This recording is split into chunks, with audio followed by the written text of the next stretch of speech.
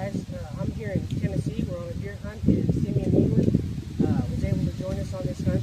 And I was just going to ask him a quick question about some of his work that he does.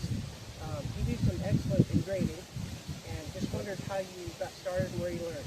Yeah, so I started with, making guns and things, and I wanted to do earlier guns that didn't have much engraving on it, but then I started doing tomahawks, and I realized I need to get good at engraving. And so I took a class at Western Kentucky University by Wallace Gessler, and he taught me, the basics. But what I learned in the class caused me to go home and practice for hours and hours and years, and I'm still not done. I'm still getting better, and I talk to other engravers.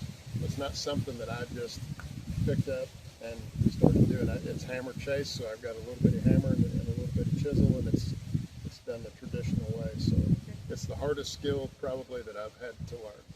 Cool. So how do you apply this to how do you apply the engraving to your work? Well, tomahawks were in history the fancy ones. A lot of the pipe tomahawks were done by gunsmiths.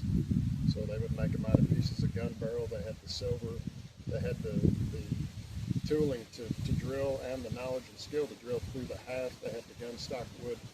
And they could do inlays and engrave. And so I turned gunsmithing into tomahawk making a lot of times at events and demonstrate that way. That way, if there's another maybe gun maker there or something, I can still do the same thing. Steve and I, Jengebach and I do that quite a bit. He does guns and I represent tomahawks. And you do classes?